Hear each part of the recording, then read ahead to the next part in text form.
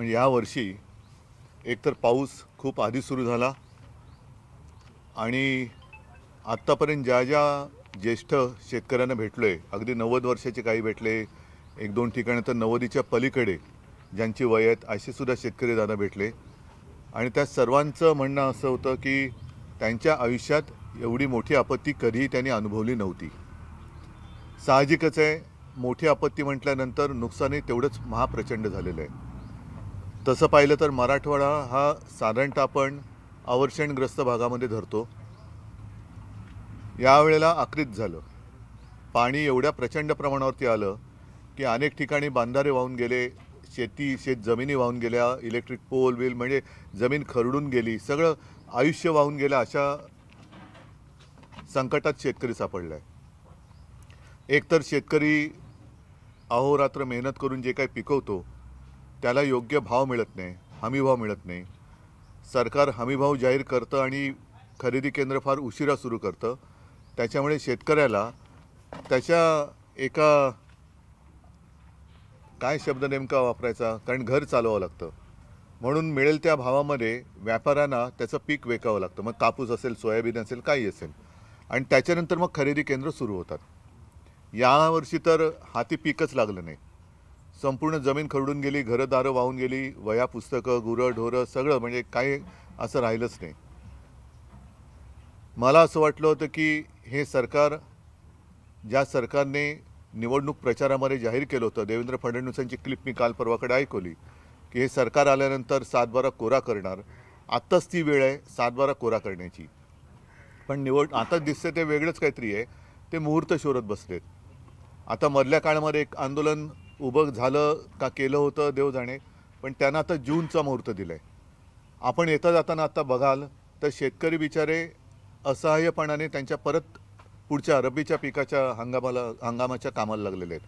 मग आत्ता पंचनामे अजून झालेले नाहीत. आत्ता पंचनामे करायला जर का पथक गेलं, केंद्राचं पथक आलं कधी, गेलं कधी, कोणालाच कळलं नाही, तर काय रिपोर्ट देणार? कारण आत्ता येताना आपण वळण इकडे घेण्याच्या आधीच बघितलं की शेतकरी त्याचं काम करतोय. मग आपण जर का पथक म्हणून गेलो तर काय बघणार? नाही, सगळं व्यवस्थित आहे, शेतकरी कामाला लागले, नुकसान भरपाई मिळणार कशी? पीक विमा ही सुद्धा एक मोठी थट्टा आहे, कारण त्यातले महत्त्वाचे ट्रिगरच काढून टाकले. आणि मी जे कागदसुद्धा दाखवले, कोणाला 6 रुपये, कोणाला 3 रुपये, कोणाला 2 रुपये, कोणाला 21 रुपये, म्हणजे नुकसान भरपाई तर दूर, कर्ज डोक्यावरती चढलं आहे. रब्बीचं कर्ज हे मिळणार की नाही मिळणार, त्याच्यासाठी परत गहाण काय टाकणार? खरडून गेलेली जमीन बँक गहाण म्हणून स्वीकारणार का? आणि आधीच ती गहाण जर टाकलेली असेल तर दुबार पेरणीसारखी दुबार गहाण घेणार का? म्हणजे काय प्रश्नातून प्रश्न निर्माण होत आहेत. म्हणून मी ज्या वेळेला त्यांनी जूनचा मुहूर्त काढला तेव्हाच 2-3 प्रश्न विचारले होते की जूनमध्ये जर तुम्ही कर्जमुक्ती करणार असाल तर तोपर्यंत हप्ते फेडायची की नाही फेडायचे, नवीन कर्ज मिळणार की नाही, नवीन मिळालेले कर्जसुद्धा फेडायचं की नाही फेडायचं. कारण एका बाजूला मुख्यमंत्री सांगतात जूनमध्ये कर्जमुक्ती करणार, तर दुसऱ्या बाजूला अर्थमंत्री बोलत आहेत की नियमितपणाने कर्जाची तुम्हाला सगळंच फुकट पाहिजे का? तुम्ही कर्जाचे हप्ते नियमित फेडा.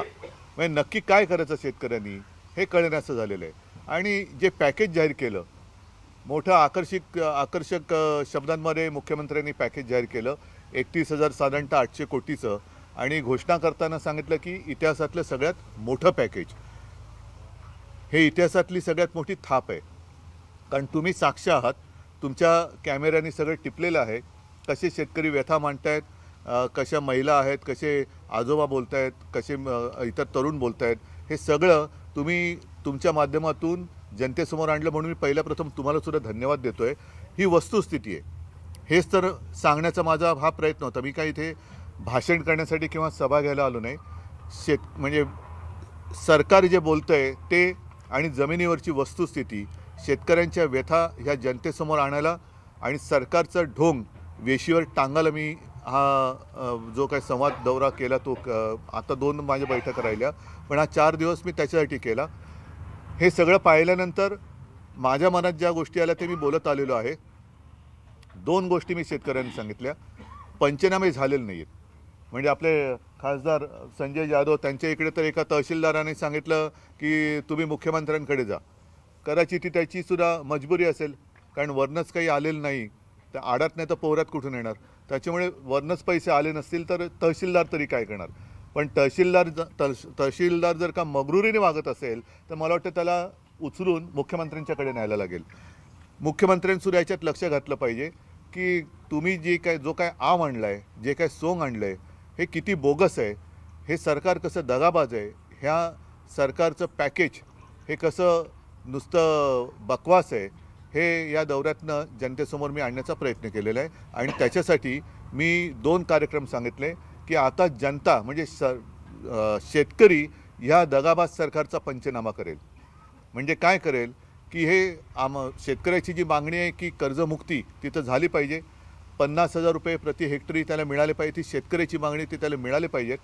पण त्या पलीकडे किंवा ते जरा बाजूला ठेवलं तरी देखील सरकारने जी काही घोषणा केलेली आहे त्याचं वास्तव म्हणजे हे जे काही तहसीलदार आहेत, ज्यांनी पंचनामे किंवा कोणी असतील ते आपलं पंचनामा करण्याची ज्यांच्यावरती जबाबदारी असेल गाव खेडोपाडी, त्यांनी पंचनामे केलेत की नाही, पंचनामे केले असतील तर पंचनामे करून रिपोर्टवर पाठवले की नाही, रिपोर्ट पाठवला असेल तर त्यांच्या सर्कलमध्ये किती शेतकऱ्यांना किती नुकसान भरपाई मिळण्याची आवश्यकता आहे आणि ती मिळालेली आहे की नाही, हा पंचनामा आता शिवसैनिकांच्या सोबतीने जनता करेल. आणि दुसरी गोष्ट अशी की निवडणूक आल्यानंतर फसवी आश्वासनं दिली जातात, थापा मारल्या जातात. मग ते लाडक्या बहिणीचं असेल किंवा मी कर्जमुक्ती म्हणतो, ते कर्जमाफी म्हणतात, कर्जमाफीचं असेल. पण निवडणूक झाल्यानंतर आता तुम्ही बघितलं की नुकसान भरपाईसाठी ज्याच्या नावावरती जमीन आहे त्यांना अगदी महिला असतील तरी मैलोनमैल प्रवास करून अंगठे द्यायला KYC करायला तिकडे यावं लागतं, अनेकदा सर्व्हर डाऊन म्हणून परत जावं लागतं. तर हे सगळ्या गोष्टी बघितल्यानंतर जसं नरेंद्र मोदीजी आपले पंतप्रधान यांनी नोटबंदी केली होती तसं मी शेतकऱ्यांना आवाहन म्हणजे विनंती केलेली की तुम्ही तुमच्यातले जातपात धर्म सगळ्या बाजूला ठेवून शेतकरी म्हणून एक व्हा. आणि जोपर्यंत तुम्हाला मदत मिळत नाही, जोपर्यंत तुमची कर्जमुक्ती होत नाही, विम्याचे पैसे मिळत नाही, हेक्टरी 50,000 रुपये मिळत नाही, वाहून गेलेले शेतीसाठी माती मिळत नाही, बियाणं मिळत नाही, तोपर्यंत तुम्ही महायुतीला म्हणजे भाजप प्रणित आणि त्यांच्या कुबड्या भाजप आणि त्यांच्या कुबड्यांना वोटबंदी म्हणजे मतबंदी करा. तर आणि तरच हे सरकार वटणीवर येईल. राधाकृष्ण विखे पाटील म्हणतायत की हे सोसायटी काढतात, कर्ज घेतात, कर्जबाजारी व्हायचं आणि पुन्हा कर्जमाफीची मागणी करायचं, हे अनेक वर्षांपासून सुरू आहे. त्याची राधाकृष्णांच्या साखर कारखान्याला आत्तापर्यंत किती वेळा थकबाकी, थकहमी, कर्जमाफी, कर्जमुक्ती वगैरे काय काय केले त्यांनी तो हिशोब मांडावा पहिला. उपसा जलसिंचन म्हणजे त्यांचे सुद्धा घोटाळे हे जगजाहीर आहेत, त्याच्यामुळे त्यांना तर बोलण्याचा काय अधिकारच नाही. उद्धव साहेब, तुम्ही प्रत्येक वेळेला ज्या ज्या गावात गेल्या तिथल्या लोकांना असं म्हणत होतात की हा लढा तुमच्यासाठी आता आणखी तीव्र होणार आहे, तुमच्यासाठी मी लढणार आहे आणि त्यावेळेला तुमची मला साथ हवी आहे. पण ही साथ मतांच्या माध्यमातून की नाही, आता तर निवडणूक नाहीच आहे. तुमच्या लक्षात असेल की मी मुख्यमंत्री झाल्यानंतर कोणती निवडणूक नव्हती तरी कर्जमुक्ती केली होती, कोणती निवडणूक नव्हती तरी शिवभोजन योजना सुरू केली होती, आणखीन म्हणजे आपत्तीमध्ये मदतसुद्धा केली होती. कोणत्याही निवडणुका नव्हत्या, ना मी कोणती परदेशी समिती नेमली, ना कसला अभ्यास केला, पण एक माझी भावना किंवा माणुसकी म्हणून मी कर्जमुक्ती केली होती. आत्तासुद्धा जो लढा उभारायचा आहे तो लढा ह्याचीसुद्धा आठवण करून देतो की काही वर्षांपूर्वी ह्या विमा कंपन्या ज्या आहेत, आताची मला परिस्थिती कशी माहिती नाही, पण त्यावेळेला विमा कंपन्यांचे जे दलाल होते ते शेतकऱ्यांकडनं ते हप्ते म्हणजे त्याला हप्ता म्हणतात ते घ्यायचे. आता मध्ये सरकारने 1 रुपयात पीक विमा योजना काढली होती, ती रद्द केली. आता परत परिस्थिती काय मला कल्पना नाही, पण तेव्हा यांचे एजंट हे गावोगावी फिरायचे आणि नुकसान भरपाईच्या वेळेला गायब व्हायचे आणि शेतकरी ऑफिसमध्ये जाऊ शकत नाही, कारण कोणत्या कंपनीचं कोणत्या शहरात ऑफिस आहे हे शेतकऱ्याला माहीत नव्हतं. म्हणून आम्ही ती माहिती घेऊन त्या ऑफिसवरती शहरात मुंबई आणि पुण्यात मोर्चे काढले होते आणि त्याचा परिणाम असा झाला की काही हजार शेतकऱ्यांना त्यावेळेला योग्य ती नुकसान भरपाई मिळाली होती. तर हेही आंदोलन सुरू होईल. आम्हाला जे करण्यासारखं आहे ते आम्ही सगळं करू. तुम्ही म्हटलं की एका महिन्यानंतर पुन्हा मी मराठवाड्याचा दौरा करणार आहे आणि त्यावेळी तुम्ही आंदोलन करणार आहात की काय नेमकं? नाही, आता म्हणून मी शिवसैनिक आणि शेतकऱ्यांना एक विनंती केली की तुम्ही पहिला दगाबाज सरकारचा पंचनामा करा.